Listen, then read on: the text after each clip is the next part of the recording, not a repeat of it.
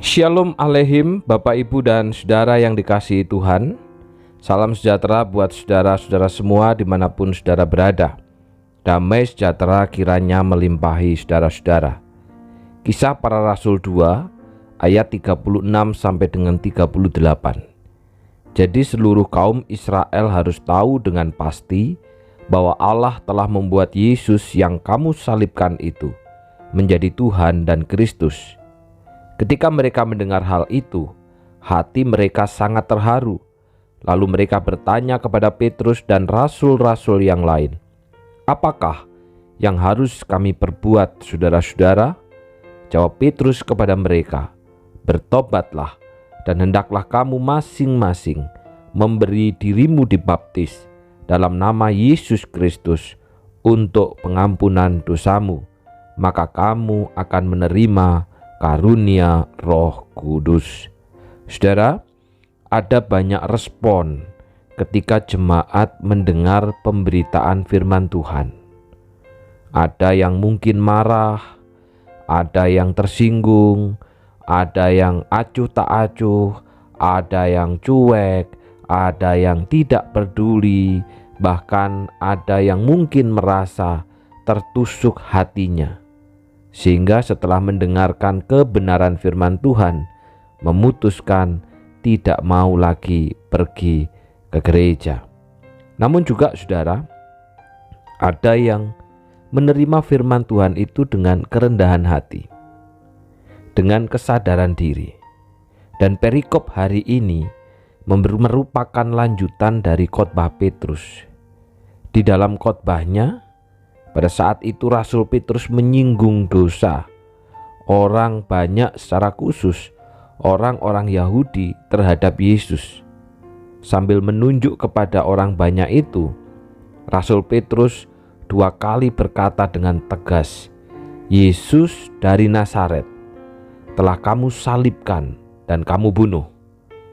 Yesus yang kamu salibkan itu. 2 kali saudara, Petrus berkata, "Yesus kamu salibkan." Dan ini diulang sebanyak 2 kali sebagai bentuk ini penting untuk menekankan bahwa yang menyalib Yesus, yang membunuh Yesus tidak lain justru adalah umatnya sendiri. Dan menariknya saudara, Rasul Petrus bukan hanya menegur dan menekankan dosa. Ia juga memberitakan kabar baik bahwa Yesus yang disalibkan, Yesus yang dibunuh itu adalah Tuhan dan Mesias yang dijanjikan dari perjanjian lama, sehingga yang percaya kepadanya akan diselamatkan. Bagaimana respon orang banyak saudara yang mendengar firman Tuhan ini, baik itu teguran maupun kabar baik tentang Yesus?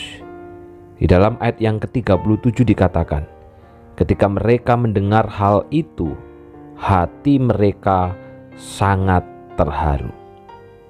Kata terharu lebih tepat jika diterjemahkan dengan tertusuk, tersayat, teriris. Bahkan dalam terjemahan bahasa Indonesia sehari-hari, mereka menjadi gelisah.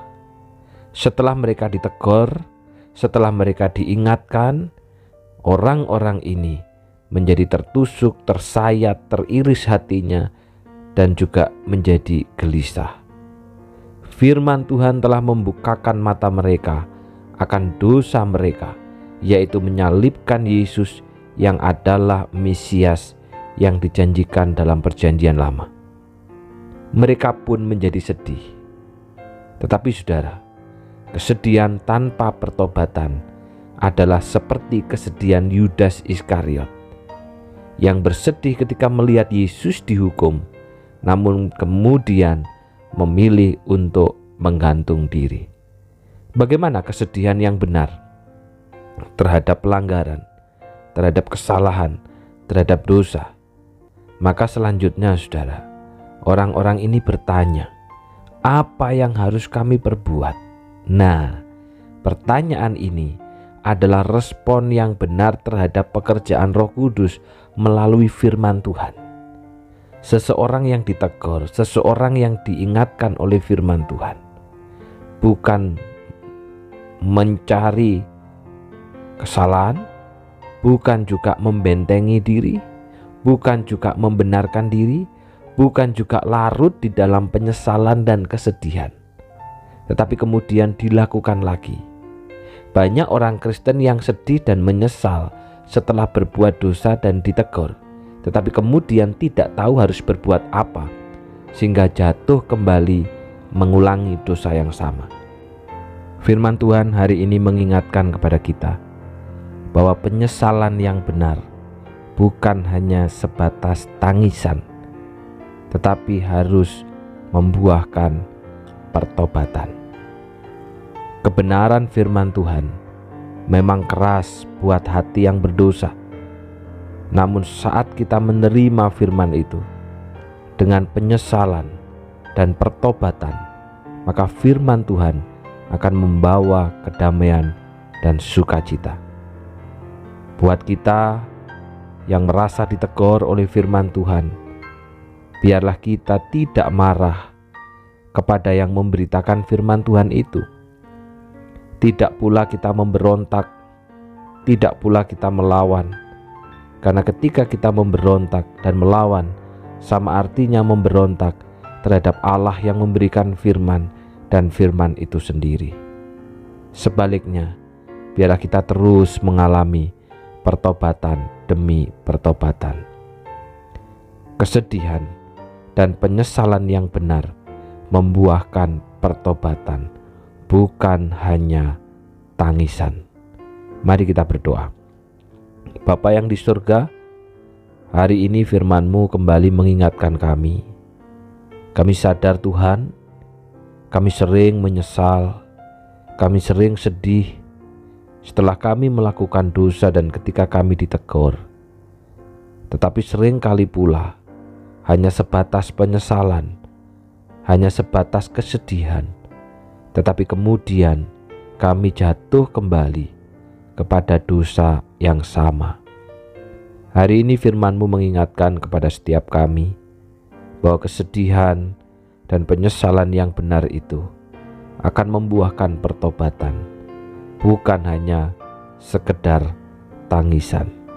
Karena itu Tuhan, tolonglah setiap kami ketika kami diingatkan firman, ketika kami ditegur oleh firman Tuhan, ketika kami menyesal, ketika kami sedih, maka kami akan bertobat dan tidak lagi mengulangi dosa yang sama itu. Mampukan setiap kami Bapa. Demikian juga berdoa ya Bapa untuk Paskah PGIS, Persekutuan Gereja Indonesia setempat yang diadakan di GKJW Wonorejo. Kiranya Tuhan menolong panitia, pembicara, seluruh jemaat yang hadir, maupun juga jemaat GKT Banyuwangi yang akan mewakili. Tuhan kiranya sertai dan kedatangannya boleh menjadi berkat buat saudara-saudara seiman. Demikian juga untuk persekutuan Palita yang bertempat di GKT Genteng. Tuhan kiranya juga menolong hamba-hamba Tuhan boleh makin akrab, boleh makin satu, dan tentunya mereka juga makin giat di dalam memberitakan Injil Tuhan. Terima kasih Bapa, di dalam nama Tuhan Yesus kami sudah berdoa. Amin. Tuhan memberkati.